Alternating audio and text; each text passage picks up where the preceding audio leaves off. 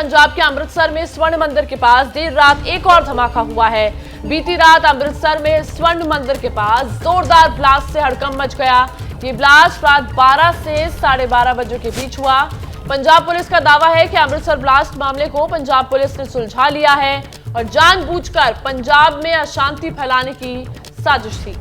Blast को अंजाम देने वाले स्थानीय लोग हैं। 5 साजिशकर्ता अब पंजाब पुलिस की गिरफ्त में हैं। आपको बता दें, ब्लास्ट में पटाखे वाले एक्सप्लोजिव का इस्तेमाल किया गया था और पूरे मामले पर आज डीजीपी करेंगे प्रेस कॉन्फ्रेंस। कौन है जो बार बार अमृतसर को धमाकों से दहला रहा है? बीती रात भी अमृतसर में स्वर्ण मंदिर के पास जोरदार ब्लास्ट से हड़कंप मच गया। यह रात 12 से 12:30 बजे के बीच का वाकया है। धमाके की सूचना मिलते ही पुलिस और फॉरेंसिक एक्सपर्ट्स की टीमें फौरन मौके पर पहुंची।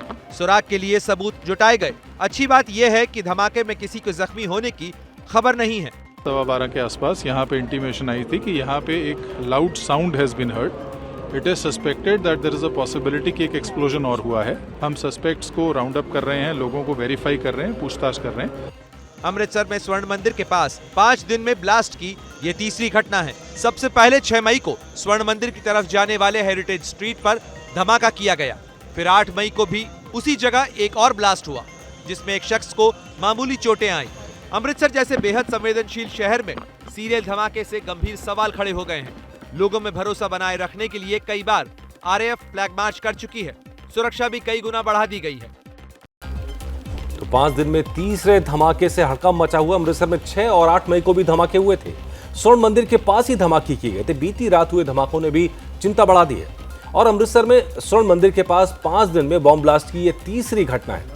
सबसे पहले 6 मई को स्वर्ण मंदिर की तरफ जाने वाली हेरिटेज स्ट्रीट पर धमाका किया गया। ये 3 तस्वीरें आप देख रहे हैं। फिर 8 मई को भी उसी जगह एक और ब्लास्ट हुआ जिसमें एक शख्स को मामूली चोट आई थी। अब बीती रात हुए धमाके के बाद से चिंता बढ़ा दिया। पुलिस कह रही है कि ये एक्सक्लूसिव बड़े बम धमाके नहीं है, पटाखों से धमाके किए गए हैं। और हमारे संवाददाता जगविंदर पटियाल हमारे साथ मौजूद हैं। जगविंदर, कौन लोग हैं जो इस तरह की साजिश रचे हैं? उनका मकसद क्या है, क्या सामने आ रहा है?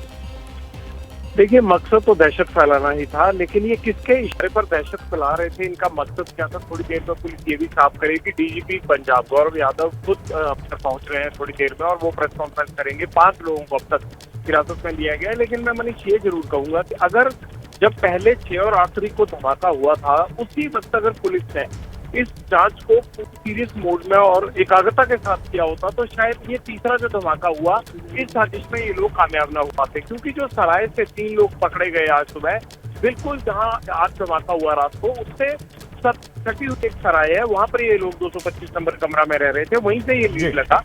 अगर हम 6 और 8 तारीख के धमाकों की बात करें तो उसके आसपास भी काफी सराय हैं। तो अगर उसी वक्त पुलिस ने वहां ठहरने वाले लोगों को जिस तरह से रात तस्दीक करके हिरासत में लिया, अगर यही 2 दिन पहले कर लिया होता काम, तो शायद आज ये तीसरी घटना को अंजाम न दिया जा सकता।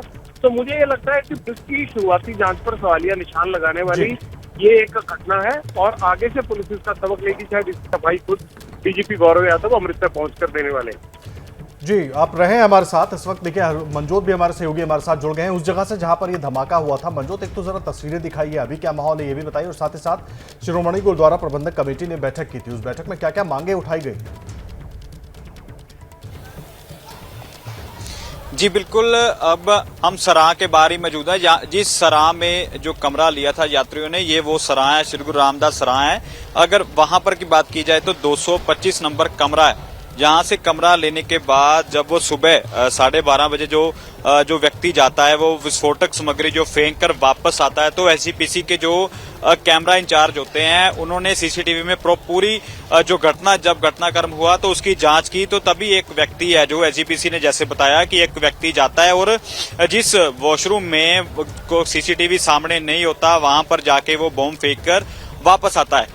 तो वापस आने के बाद फिर वो आके बरामदे में जैसे सो जाता है। तो तभी जैसे सीसीटीवी जांच होती है तो उस व्यक्ति को पकड़ते हैं। तो उसके साथ एक और जोड़ा जो कपल है उसको काबू किया जाता है। लेकिन अभी डीजीपी ने ट्वीट किया है कि टोटल 5 लोगों को अरेस्ट किया है और आज करीब 11 बजे अमृतसर में डीजीपी गौरव यादव जो है प्रेस कॉन्फ्रेंस करेंगे और बताएंगे कि पूरी जानकारी कि किस मकसद के, किस मंशा से इन लोगों ने यहाँ पर जो कंटिन्यूसली जो ब्लास्ट किए हैं, पहला 6 मई को किया, उसके बाद 8 मई को और बाद में 11 मई को आज रात को जो ब्लास्ट हुआ है करीब 12:30 बजे, तो इसके पीछे क्या मंशा थी? एसजीपीसी प्रधान है जो हरजिंदर सिंह धामी, उन्होंने सीधे तौर पर जो सरकार है उन पर फेलियर के इल्जाम लगाए हैं कि अगर पहले जो ब्लास्ट हुआ अगर उसी वक्त जांच होती और पास की जो सराएं हैं उसकी जांच होती और सीसीटीवी पूरे कैमरे देखे जाते तो आज ये जो तीसरा धमाका हुआ है ये नहीं होता। तो सीधे तौर पर उन्होंने सरकार को फेलियर ठहराया है। जी मंजोत, आप रहे हमारे साथ। जगविंदर पटियाल भी जुड़े हुए हैं। जगविंदर, एक बड़ी समझने वाली बात है जिस तरह से पूरा घटनाक्रम हुआ, आपने भी शुरुआत में कहा कि बिल्कुल दहशत फैलाने के लिए है, लेकिन ये मॉडस ऑपरेंडी क्या है और क्या सरकार को या पुलिस को, प्रशासन को इसका जरा भी इल्म था कि इस तरह से स्थिति बिगड़ सकती है? इंटेलिजेंस की कोई रिपोर्ट उनके पास थी, कोई जानकारी? देखिए, विदेश बैठे हुए बहुत से पुराने खालिस्तानी जो है वो इस तरह की घटनाओं को अंजाम देने के लिए युवाओं को प्रेरित करते रहते हैं, लालच देते रहते हैं और इस मकसद में कामयाब होने में कभी कभी मदद भी मिल जाती है। मुझे ये लगता है कि ये भी घटना एक तरह से ही भटके हुए युवकों की तरफ अंजाम दिलवाई गई है, लेकिन एक के बाद एक जिस तरह से आसपास के इलाके में 3 ब्लास्ट किए गए उससे इनकी नासमझी भी नजर आती है कि अगर मान लीजिए इनको कोई दहशत फैलाने के लिए एक्टिविटी करनी थी तो वो 1 किलोमीटर के दायरे में ही नहीं होती है। तो यहीं से ये पता लग रहा था कि जरूर कोई नौसिखिए लोगों का ये काम है जो दूर दराज और अलग अलग जिलों में जाने की बजाय वहीं आसपास घटनाओं को अंजाम दे रहे हैं। लेकिन अगर पुलिस इस बात को संजीदगी से पहली घटना के बाद ही लेती तो जिस तरह से एसजीपी का इल्जाम है शायद ये बाकी की 2 घटनाएं होने से बच जाती। जी, अहम जानकारी आप दे रहे हैं जगविंदर। आप रहिए हमारे साथ। मंजूत भी जुड़े हुए हैं हमारे साथ, लेकिन उससे पहले आपको इस वक्त बता दें, इस पूरे घटनाक्रम से जुड़ी हुई तमाम बड़ी बातें एक बार आपको बता देते हैं। देखिए, अमृतसर में ब्लास्ट पर जो बड़े सवाल हैं, अमृतसर में बार बार कैसे धमाके हो रहे हैं, अमृतसर में बम ब्लास्ट के पीछे आखिर है कौन, ये जो पूरी साजिश है किसकी साजिश है, और 5 दिन में तीसरी बार धमाका, क्या सुरक्षा में कोई बड़ी चूक हुई है, गोल्डन टेम्पल के पास धमाकों से आखिर क्या संदेश देने की कोशिश की जा रही है, क्या धमाकों के पीछे किसी तरह की कोई आतंकी साजिश है, ये बड़ा सवाल है। क्या अमृतसर में दहशत फैलाने की साजिश की जा रही है या अमृतसर के जरिए पूरे पंजाब में एक तरीके से दहशत फैलाने की साजिश हो रही है, और बीती रात नई जगह पर ब्लास्ट से क्या संदेश देने की कोशिश, और पाकिस्तान बॉर्डर से लगा अमृतसर आखिर किसके निशाने पर है, ये बड़ा सवाल है। लाहौर 60 किलोमीटर दूर है वहां से, लेकिन बड़ा सवाल यह है कि आखिर अमृतसर किसके निशाने पर है। जगविंदर पटियाल लगातार हमारे वरिष्ठ सहयोगी हमारे साथ जुड़े हुए हैं। जगविंदर, ये तमाम अहम सवाल हैं जिनके जवाब ढूंढना अब पुलिस प्रशासन की जिम्मेदारी है, क्योंकि केवल ये कह देना कि नौसिखिए लोग हैं, उनको 5 लोगों को हमने पकड़ लिया है, लेकिन इसके पीछे की कहानी जो है वो बहुत लंबी है। आदर्श, देखिए, सबसे पहले पुलिस को ये समझना होगा कि आखिरकार कानून व्यवस्था को लेकर पुलिस का जो ढीला रवैया है उसको लेकर तमाम जगह पर एक ये संदेश किया है और पुलिस का डर हुआ है। सबसे पहले ये समझना होगा, जो बॉर्डर एरियाज होते हैं वहां पर इंटेलिजेंस विंग को बहुत चाक चौबंद रखना होता है, काउंटर इंटेलिजेंस बहुत तगड़े स्तर पर काम करता है। मुझे लगता है कि पंजाब पुलिस उसमें कहीं ना कहीं ढीली हुई है। मौजूदा राजनीतिक हालात देखते हुए इस बात को सीधा सीधा इशारा किया जा सकता है कि पुलिस की जवाबदेही तय करनी होगी। अगर पटाखे का जो विस्फोटक है वो इस्तेमाल किया जा रहा था तो सीधी सी बात है कि पटाखे के विस्फोटक से किसी की जो है या जान ली जा सकती है या कोई इतना बड़ा धमाका नहीं किया जा सकता जिससे पूरा शहर दहल जाए। तो ये अगर पुलिस को इस खोटी पर ले रहे हैं ये जो असामाजिक तत्व हैं या असामाजिक तत्व जो दहशत फैलाने की कोशिश कर रहे हैं, तो ये पुलिस के लिए एक बड़ा चैलेंज है कि उनको अपनी कार्यप्रणाली को और दुरुस्त करने की जरूरत है, इंटेलिजेंस को मजबूत करने की जरूरत है। जी जगविंदर, बहुत बहुत शुक्रिया आपका तमाम जानकारी के लिए, और लगातार जो भी जांच होगी सामने वो निकल कर आएगी। देखिए, पाकिस्तान में अभी भी जमकर हिंसा हो रही है। राजधानी इस्लामाबाद से लेकर लाहौर और पेशावर में भी कल रात काफी हिंसा हुई। पेशावर में 4 लोगों के मारे जाने की खबर है। पाकिस्तान के पेशावर में इमरान की पार्टी तहरीक-ए-इंसाफ के कार्यकर्ताओं और पुलिस के बीच लगातार झड़पें हो रही हैं। डॉन न्यूज के मुताबिक ताजा हिंसा में कल रात 4 लोगों के मारे जाने की खबर है।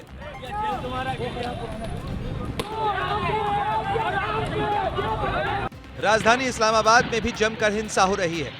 फायरिंग की ये तस्वीरें इस्लामाबाद के रमन्ना पुलिस चौकी के पास की हैं। शहर में इस तरह की हिंसा को देखते हुए सेना की तैनाती के ऑर्डर दिए गए हैं। प्रशासन के लिए शहर में हजारों की भीड़ को काबू पाना मुश्किल हो रहा है।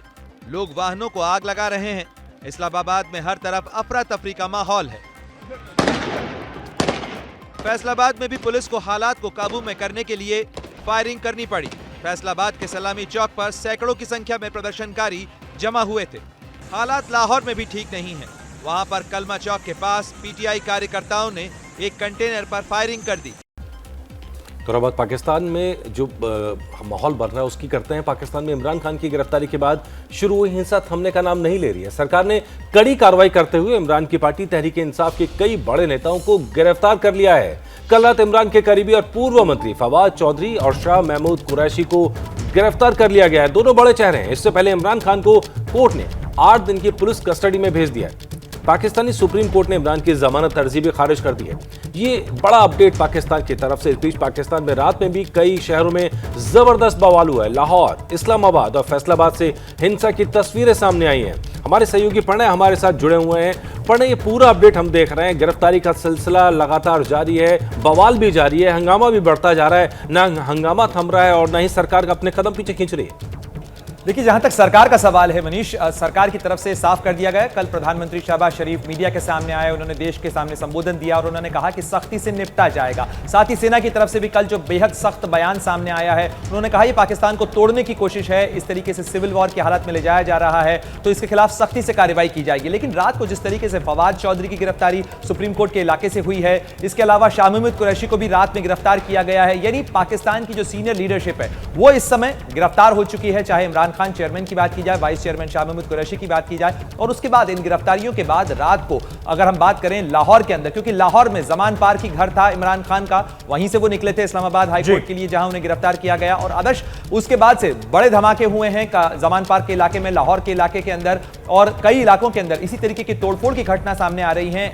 जो पाकिस्तान मिलिट्री ट्रेनिंग एकेडमी है वहां से भी खबर आ रही है कि जो पीटीआई के समर्थक हैं उन्होंने वहां अंदर दाखिल होने की कोशिश की है। जी देखिए, यूपी में निकाय चुनाव के लिए आज आखिरी चरण की वोटिंग हो रही है। राज्य के 38 जिलों में आज वोट डाले जा रहे हैं। आज नगर निकाय के 6,929 पदों के लिए करीब 40,000 प्रत्याशी मैदान में हैं। केंद्रीय मंत्री निरंजन ज्योति ने हमीरपुर में और यूपी के वित्त मंत्री सुरेश कुमार खन्ना ने शाहजहांपुर में वोट डाला है। मेरठ से लेकर आजमगढ़ तक जबरदस्त सुरक्षा के बीच सुबह 7 बजे वोटिंग हो रही है। तो इस वक्त की बड़ी अपडेट आपको बता रहे हैं। यूपी में निकाय चुनाव के पहले चरण में जबरदस्त जोश दिखा। सीएम योगी खुद वोट डालने अपने गृहनगर गोरखपुर पहुंचे और लोगों से निकाय चुनाव में साफ सुथरा उम्मीदवार चुनने की अपील की। अब आ गई है दूसरे चरण की बारी। आज यूपी के 9 मंडलों के 38 जिलों में निकाय चुनाव के लिए वोट डाले जा रहे हैं। आज मेरठ, गाजियाबाद, शाहजहांपुर, बरेली, अलीगढ़, कानपुर, अयोध्या नगर निगम महापौर और 581 पार्षद के लिए वोटिंग हो रही है। 7 नगर निगमों के महापौर पद के लिए 83 उम्मीदवार मैदान में हैं, जबकि इन 7 नगर निगमों में पार्षद के 581 पद के लिए 3,840 उम्मीदवार मैदान में हैं। समाजवादी पार्टी और बीजेपी दोनों ने प्रचार में पूरी ताकत झोंकी। अब मतदाताओं की बारी है। मतदान के लिए तैयारियां पूरी हैं, लेकिन पहले चरण में मतदान कर्मियों की शिकायत को देखते हुए चुनाव के दौरान मतदान और पुलिस कर्मियों को अच्छा लंच पैकेट देने का लेटर सोशल मीडिया पर वायरल हो रहा है। पाकिस्तान में हो रही हिंसा को देखते हुए पाकिस्तानी सेना के प्रमुख जनरल हसीम मुनीर पाकिस्तान लौट आए हैं। वो ओमान और कतर के दौरे पर थे। पाकिस्तान में हिंसा से निपटने के लिए पीएम शहबाज शरीफ और आर्मी चीफ आसिम मुनीर लगातार संपर्क में थे। आसिम मुनीर ओमान और कतर से ही स्थिति संभालने में लगे थे, लेकिन पाकिस्तान में हालात बेकाबू होते देख कल रात उन्हें अपना दौरा बीच में ही रद्द कर पाकिस्तान वापस लौटना पड़ा। देश में हिंसा को लेकर पाकिस्तानी सेना ने बड़ा बयान दिया। पाकिस्तानी सेना का कहना है कि लगातार पाकिस्तान की आर्मी और उससे जुड़े संस्थानों पर हमला किया जा रहा है। यह सिविल वॉर की चेतावनी है। पाकिस्तानी सेना की मीडिया विंग ISPR ने बयान जारी करते हुए 9 मई को काला अध्याय करार दिया। इमरान खान को इस्लामाबाद हाई कोर्ट से नैब के बयान और कानून के मुताबिक गिरफ्तार किया गया था। इस गिरफ्तारी के तुरंत बाद सेना की संपत्तियों और प्रतिष्ठानों पर हमले किए गए। सेना विरोधी नारे लगाए गए। हम किसी को भी कानून हाथ में नहीं लेने देंगे। पाकिस्तानी सेना ने जिस तरह से इमरान खान के खिलाफ कड़ा बयान दिया है, उसे देखकर लगता है कि इमरान के लिए मुश्किलें और बढ़ सकती हैं। तो पाकिस्तान के पीएम शहबाज शरीफ ने इमरान खान की गिरफ्तारी के बाद मचे बवाल को लेकर कल रात देश को संबोधित किया। उन्होंने कहा, हिंसा फैलाने वालों से सख्ती से निपटा जाएगा। इमरान खान की गिरफ्तारी को लेकर पाकिस्तान में जिस तरह हिंसा हुई, उसके बाद कल रात प्रधानमंत्री शहबाज शरीफ को देश के सामने आना पड़ा।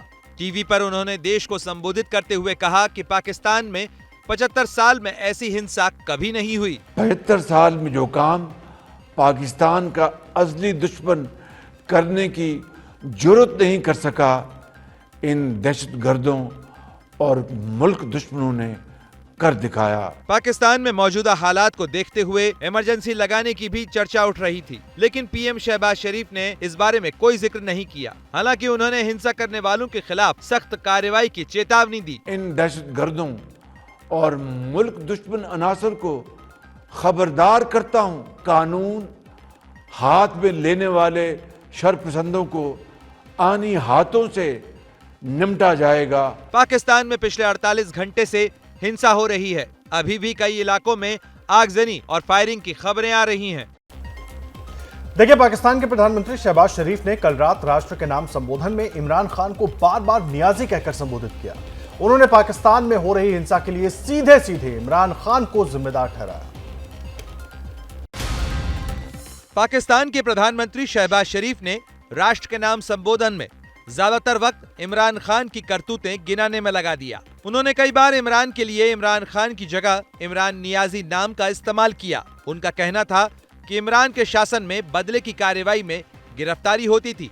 इमरान नियाजी के 4 साल के दौर में केस नहीं, फेस देखा जाता था। राना सनाउल्लाह पर 15 किलो हेरोइन डाल दी गई। शहबाज ने सफाई देते हुए कहा कि जितने भी आरोप इमरान के राज में उन पर लगाए गए थे, उनमें से एक भी साबित नहीं हुआ। हम पर जो इल्जामात लगाए गए थे, उनमें से एक भी साबित नहीं हुआ। पाकिस्तान ही नहीं, बरतानिया से भी तहकीकात करवाई गई। शहबाज का कहना था कि इमरान खान के राज में 60 अरब के मामले को कैसे लिफाफे में बंद करके कैबिनेट में मंजूर कराया गया, यह एक संगीन सवाल है। पाकिस्तान के पूर्व पीएम इमरान खान को 8 दिन की पुलिस कस्टडी में भेजा गया है। सुप्रीम कोर्ट ने उनकी जमानत की अर्जी को ठुकरा दिया है। इमरान खान को फिलहाल 1 हफ्ते तक जेल में ही रहना होगा। सुप्रीम कोर्ट ने उनकी जमानत की अर्जी ठुकरा दी है। इमरान खान के वकील का कहना है कि इमरान की गिरफ्तारी गैर कानूनी है। ये जो कार्रवाई आज हुई है, क्योंकि इनमें कानूनन कोई एक्नॉलेजमेंट कंसेंट नहीं है जज साहिबान की, तो लिहाजा पुलिस ने इनको अदालत में डिक्लेयर करना ये इलीगल है। और आज की ये तमाम कार्रवाई जो हुई है वो खिलाफ कानून है, विदाउट जुरिस्डिक्शन है। इससे पहले इमरान खान के वकीलों ने प्रेस कॉन्फ्रेंस कर सनसनीखेज आरोप लगाए। उन्होंने कहा कि पुलिस कस्टडी में इमरान को जान का खतरा है। तो खान साहब ने एक बड़ी ही एक शॉकिंग हमें खबर दी। अपने सीने में दिल के मकाम पे दर्द फील कर रहे हैं। इंसुलिन जो खुराक में दी जाती है, उसके जरिए सीड्यूसिंग हार्ट अटैक जो है वो काज किया जाता है, मारने का एक तरीका है। इमरान खान को फिलहाल अल कादिर ट्रस्ट के भ्रष्टाचार के आरोप में गिरफ्तार किया गया है। तो इमरान खेमे की तरफ से काफी गंभीर आरोप लगाए जा रहे हैं। वहीं दूसरा सवाल यह है, क्या इमरान की पार्टी पर बैन लगाने की तैयारी में है पाकिस्तान सरकार? पाकिस्तानी सरकार पीटीआई की एक टूल किट थ्योरी पर काम कर रहा है। उनका कहना है कि सारी हिंसा एक प्लान के तहत हुई। पाकिस्तान में इमरान की पार्टी के कार्यकर्ताओं की तरफ से की गई हिंसा को शहबाज शरीफ सरकार सोची समझी साजिश मान रही है। पाकिस्तान मुस्लिम लीग नवाज की नेता मरियम नवाज ने तो पीटीआई कार्यकर्ताओं को आतंकवादी तक कह दिया है। उनका कहना है कि पीटीआई के कार्यकर्ताओं को ट्रेनिंग इमरान के घर जमान पार्क में दी गई है। जानकारी के मुताबिक पाकिस्तान की सरकार पीटीआई की टूल किट थ्योरी पर काम कर रही है। इस टूल किट का सेंटर जमान पार्क को बनाया गया है। जल्द ही सरकार इस एंगल से जांच शुरू करेगी। पाकिस्तान के कानून मंत्री आजम नजीर तरार का कहना है कि इमरान की पार्टी पीटीआई को बैन भी किया जा सकता है। पीटीआई कार्यकर्ताओं की हिंसा को देखते हुए इमरान की बहन उज़्मा खानम ने शांति की अपील की है।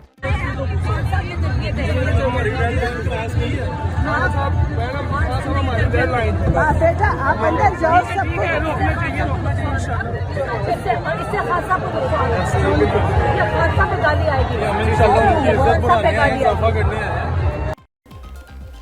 देखिए, पाकिस्तान में जो हिंसा हो रही है इसे लेकर दुनिया के बड़े नेता चिंतित हैं। रूस से लेकर ब्रिटेन और अमेरिका तक पाकिस्तान पर नजरें बनाए हुए हैं।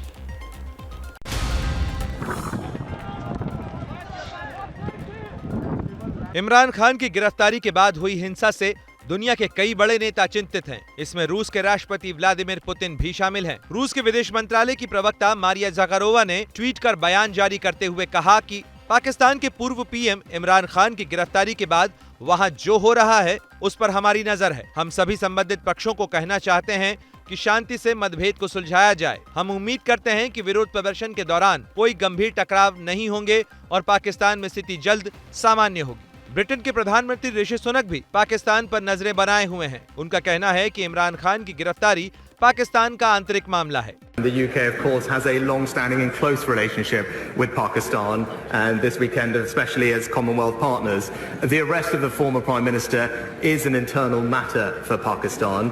अमेरिकी विदेश मंत्री एंटनी ब्लिंकन का कहना है कि किसी एक व्यक्ति या पार्टी के लिए कोई नीति नहीं होनी चाहिए। पाकिस्तान को कानून के राज को बनाए रखना चाहिए। तो महाराष्ट्र में जिस तरीके से शिवसेना में बगावत हुई, महाविकास आघाड़ी की सरकार गिरी और एकनाथ शिंदे मुख्यमंत्री बने, क्या संविधान और कानून की कसौटी पर ये सही था या गलत? आज सुप्रीम कोर्ट इस पर फैसला सुनाने जा रहा है। महाराष्ट्र में एकनाथ शिंदे की सरकार बरकरार रहेगी या उद्धव ठाकरे के लिए वापसी का कोई मौका बनेगा, आज इस बात का फैसला हो जाएगा। आज चीफ जस्टिस DY चंद्रचूड़ की अध्यक्षता वाली 5 जजों की बेंच ये तय करेगी कि पिछले साल शिवसेना में बगावत के बाद क्या सुप्रीम कोर्ट या हाई कोर्ट अयोग्यता पर फैसला ले सकते हैं। अयोग्यता मामला लंबित रहते क्या एमएलए सदन की कार्यवाही में हिस्सा ले सकते हैं? क्या पद से हटाए जाने के लंबित प्रस्ताव के बावजूद डिप्टी स्पीकर अयोग्यता पर विचार करने में सक्षम थे? पार्टी के चीफ व्हिप यानी मुख्य सचेतक की नियुक्ति कौन कर सकता है? शिवसेना के तत्कालीन व्हिप को शिंदे कैंप ने विधायक दल से हटाकर क्या सही किया? क्या शिंदे कैंप के 40 एमएलए को दल बदल कानून के तहत दूसरी पार्टी में विलय करना चाहिए था? क्या राज्यपाल ने एकनाथ शिंदे को सरकार बनाने का निमंत्रण देकर गलती की?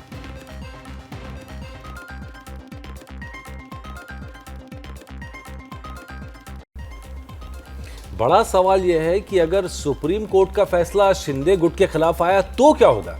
क्या महाराष्ट्र में शिंदे बीजेपी की सरकार गिर जाएगी? क्या कहता है बहुमत का अंगणित? देखिए इस रिपोर्ट में। महाराष्ट्र की एकनाथ शिंदे सरकार को तभी खतरा हो सकता है जब संविधान पीठ यह तय कर दे कि जिस दिन एकनाथ शिंदे समेत शिवसेना के 16 विधायकों ने नई सरकार बनाई उस समय वो विधानसभा की सदस्यता के लिए अयोग्य थे। हालांकि तब भी सरकार के बहुमत पर कोई असर नहीं पड़ेगा। अब इसे जरा आंकड़ों से समझिए। महाराष्ट्र में विधानसभा की कुल 288 सीटें हैं। बहुमत का आंकड़ा है 145। अभी बीजेपी के पास 105, शिवसेना शिंदे गुट के 40 और अन्य 21 विधायक सरकार के साथ हैं। इस तरह शिंदे सरकार के पास बहुमत से 21 विधायक ज्यादा हैं। लेकिन अगर शिंदे समेत 16 विधायक अयोग्य करार दिए जाते हैं तब सदन में कुल विधायकों की संख्या घटकर हो जाएगी 272 और बहुमत का आंकड़ा होगा 137। इस स्थिति में भी बीजेपी के 105, शिंदे गुट के 24 और अन्य 21 विधायकों की मदद से सरकार के पास 150 का समर्थन होगा, जो बहुमत से 13 सीटें ज्यादा है। इतना ही नहीं, सुप्रीम कोर्ट अगर ये कहे कि राज्यपाल ने शिंदे को निमंत्रण देकर जल्दबाजी की तब भी स्थिति नहीं बदलेगी। देखिए, दिल्ली सरकार और केंद्र के बीच अधिकारों की लड़ाई में आज का दिन बहुत बड़ा है। दिल्ली के सरकारी बाबुओं का रियल बॉस आखिर कौन होगा? आज मिल जाएगा इस सवाल का जवाब।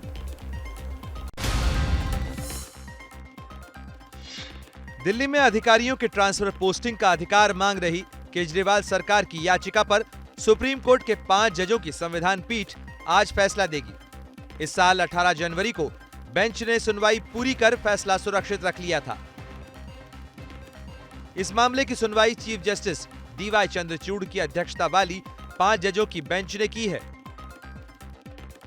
दिल्ली का प्रशासन चलाने के लिए IAS अधिकारियों पर राज्य सरकार का पूरा नियंत्रण जरूरी है। लेकिन केंद्र सरकार कह रही है कि दिल्ली राष्ट्रीय राजधानी है, इसलिए यहां की सरकार को पूर्ण राज्य की सरकार जैसे अधिकार नहीं दिए जा सकते हैं। 18 जनवरी को सुनवाई के आखिरी दिन केंद्र सरकार की तरफ से मामले को 9 जजों की बेंच के पास भेजने की मांग की गई। इस पर जजों ने हैरानी जताई। लेकिन केंद्र सरकार को आवेदन दाखिल करने की अनुमति दे दी थी।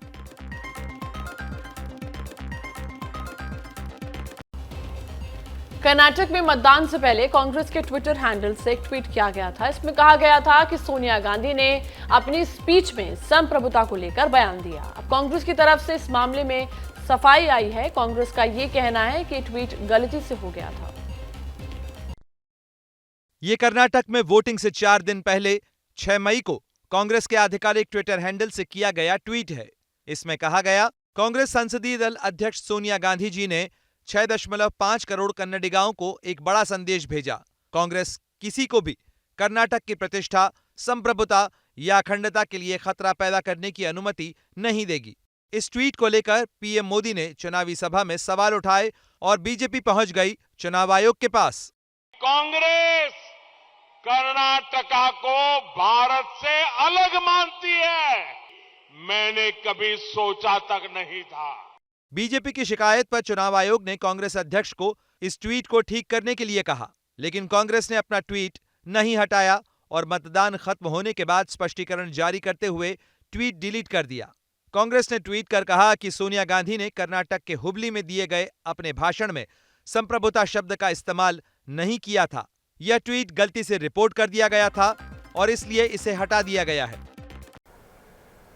तो कर्नाटक में बदलेगा रिवाज या कायम रहेगा बीजेपी का राज? इस सवाल का जवाब 13 मई को मिलेगा जब वोटों की गिनती होगी। लेकिन उससे पहले एबीपी न्यूज सी वोटर ने किया है सबसे बड़ा एग्जिट पोल। इस पोल में कांग्रेस कर्नाटक में जीतती दिखाई दे रही है।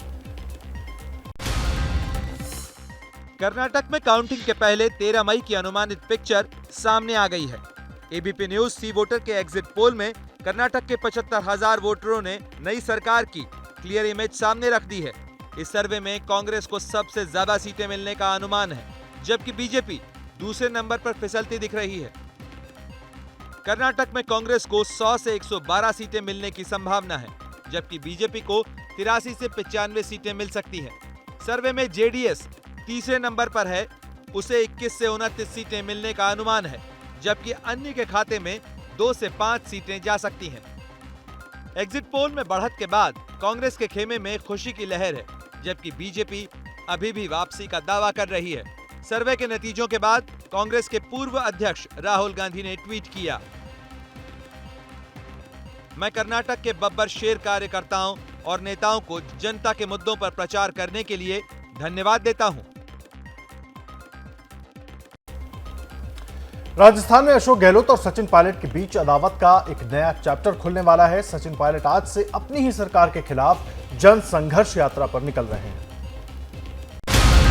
मैंने करप्शन के इशू को लगातार उठाया, पहले भी उठाया, आज भी उठा रहा हूं, आगे भी उठाता रहूंगा। सचिन पायलट की जनसंघर्ष यात्रा अजमेर से शुरू होगी और अगले 5 दिन में 125 किलोमीटर की दूरी तय कर 15 मई को जयपुर पहुंचेगी। जनसंघर्ष यात्रा लोगों के हितों के लिए, करप्शन के खिलाफ, नौजवानों के संरक्षण के लिए। सूत्रों के मुताबिक सचिन पायलट की जनसंघर्ष यात्रा से कांग्रेस आलाकमान नाराज है, लेकिन पायलट इस बार आर पार के मूड में है, क्योंकि पिछले दिनों अशोक गहलोत ने जिस तरीके से सचिन पर 2020 में बीजेपी से पैसे लेकर बगावत करने का आरोप लगाए हैं, उसके बाद पायलट की छवि को नुकसान हुआ है। कल पीएम ने भी राजस्थान दौरे पर इसी को लेकर कटाक्ष किया था। ये कैसी सरकार है जहां मुख्यमंत्री को अपने ही विधायकों पर भरोसा नहीं है? ये कैसी सरकार है जहां विधायकों को अपने सीएम पर भी भरोसा नहीं है? 2024 के चुनाव में विपक्ष को एकजुट करने के लिए बिहार के मुख्यमंत्री नीतीश कुमार अग्रणी भूमिका निभा रहे हैं और इसी सिलसिले में आज मुंबई में उद्धव ठाकरे और एनसीपी चीफ शरद पवार से मुलाकात करेंगे। नीतीश कुमार ने साल 2024 के लोकसभा चुनाव से पहले विपक्षी दलों को एकजुट करने का बीड़ा उठाया है। मिशन 2024 को देखते हुए 17 और 18 मई को पटना में विपक्षी दलों का महासम्मेलन भी होने वाला है। माना जा रहा है कि सम्मेलन में हिस्सा लेने के लिए सभी विपक्षी नेताओं को आमंत्रित कर रहे हैं। आज वो उद्धव ठाकरे से दोपहर 1 बजे मुलाकात करेंगे। मातोश्री में ये मुलाकात करीब 1.5 घंटे चलेगी। इसके बाद वो दोपहर 2 बजे तक मातोश्री से निकलकर शरद पवार से मिलने उनके घर सिल्वर ओक जाएंगे। नीतीश कुमार जी मुंबई में आएंगे शिवसेना प्रमुख उद्धव ठाकरे जी के साथ मातोश्री में उनकी मुलाकात है 1 बजे। और जो प्रयास नीतीश कुमार जी ने शुरू किया है देश के सभी विपक्षों को एक साथ लाने का, उसमें उद्धव ठाकरे जी भी शामिल है। कल नीतीश कुमार ने झारखंड के मुख्यमंत्री हेमंत सोरेन से भी रांची में मुलाकात की थी। उनके साथ बिहार के डिप्टी सीएम और आरजेडी नेता तेजस्वी यादव भी मौजूद थे। दिल्ली के जंतर मंतर पर पहलवानों के धरने का आज 19वां दिन है। आज से पहलवानों ने राष्ट्रव्यापी आंदोलन शुरू करने का ऐलान किया है। दिल्ली के जंतर मंतर पर पिछले 18 दिनों से प्रदर्शन कर रहे पहलवानों ने आज से अपने प्रदर्शन का दायरा बढ़ाने का ऐलान किया है। इनका प्लान है कि अगले 1 हफ्ते में ये देश के सभी राज्यों की राजधानियों, जिला मुख्यालयों और तहसील मुख्यालयों पर विरोध प्रदर्शन करेंगे। पहलवानों ने अपील की है कि आज सुबह 10 से दोपहर 2 बजे तक सभी लोग काली पट्टी बांधकर देश में विरोध दर्ज कराएं।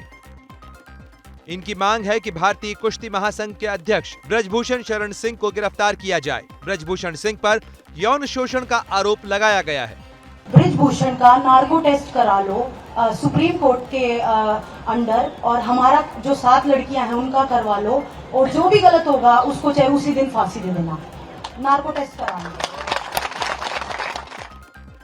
दिल्ली की राउज एवेन्यू कोर्ट ने दिल्ली पुलिस को ब्रजभूषण शरण सिंह के केस की जांच की स्टेटस रिपोर्ट सौंपने को कहा है। कोर्ट में कल मामले की सुनवाई होनी है। और न्यूज एंड व्यूज में बात बिहार की। देखिए, बिहार में बाबा बागेश्वर धाम के कार्यक्रम को लेकर विवाद लगातार बढ़ता जा रहा है। पटना के पास नौबतपुर में 13 से 17 मई तक बाबा का दरबार लगने वाला है, जिसको लेकर समर्थन और विरोध बढ़ता ही जा रहा है।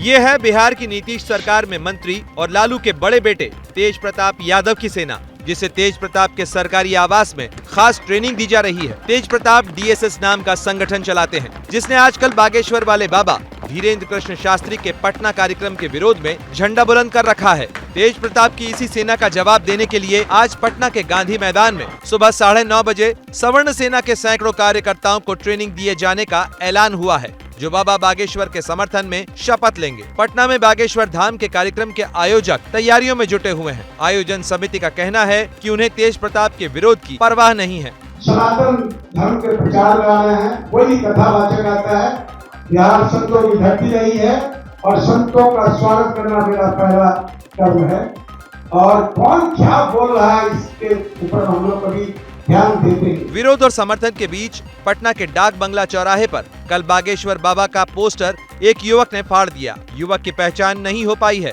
देखिए, माफिया अतीक अहमद की फरार पत्नी शाइस्ता को लेकर यूपी की सियासत फिर गर्मा गई है। शाइस्ता के बचाव में अखिलेश यादव के बयान पर बीजेपी ने करारा हमला बोला है। देखिए, ये पुलिस को चला रहे हैं मुख्यमंत्री जी, पुलिस को चला रही है बीजेपी। ये पुलिस की भाषा नहीं है, ये बीजेपी की भाषा है। शाइस्ता परवीन, जिसे यूपी पुलिस और एटीएस 2 महीनों से ज्यादा वक्त से ढूंढ रही है, वो शाइस्ता जो अब पुलिस सूत्रों के मुताबिक माफिया अतीक अहमद का गैंग चला रही है, वो शाइस्ता जो यूपी पुलिस की एफआईआर में बाकायदा माफिया के नाम से दर्ज है। अखिलेश यादव की नजर में वो शाइस्ता माफिया नहीं है। निकाय चुनाव में कूड़े के साथ साथ बीजेपी की सफाया। यूपी निकाय चुनाव के लिए कानपुर देहात में रोड शो के दौरान अखिलेश यादव ने ये बयान दिया तो बीजेपी उन पर बोरिया बिस्तर लेकर टूट पड़ी। शाइस्ता परवीन को माफिया बताने पर अखिलेश यादव जी रो रहे हैं। वोट बैंक की जो राजनीति करते हैं, यही कारण है ये माफियाओं को संरक्षण देते हैं। माफियाओं को, बदमाशों का मनोबल बढ़ाने वाला है और समाजवादी पार्टी का पुराना सगल है। उत्तर प्रदेश के लोगों ने इन्हीं सब कुकृत्यों के कारण सपा को नकार दिया। सियासी बयानबाजी के बीच यूपी पुलिस ने शाइस्ता की तलाश और तेज कर दी है, लेकिन अभी तक उसका सुराग नहीं लगा है। पाकिस्तान में गृह युद्ध जैसे हालात हैं तो उधर मिडिल ईस्ट में इजराइल और फिलिस्तीन के बीच हवाई युद्ध शुरू हो चुका है। इस लड़ाई में बड़ी संख्या में लोग मारे गए हैं। ये फिलिस्तीनी चरमपंथी संगठनों और इजराइल के बीच हवाई युद्ध की सबसे लेटेस्ट तस्वीरें हैं।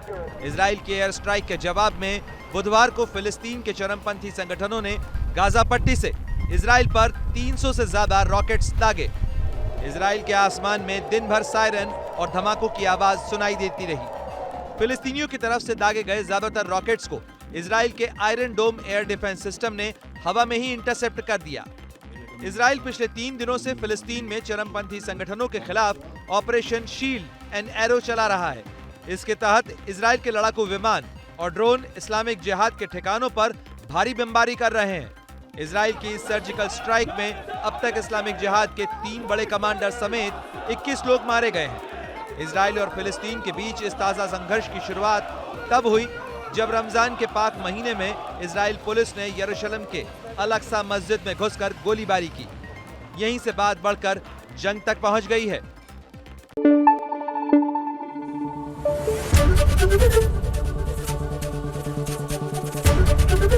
एबीपी न्यूज आपको रखे आगे।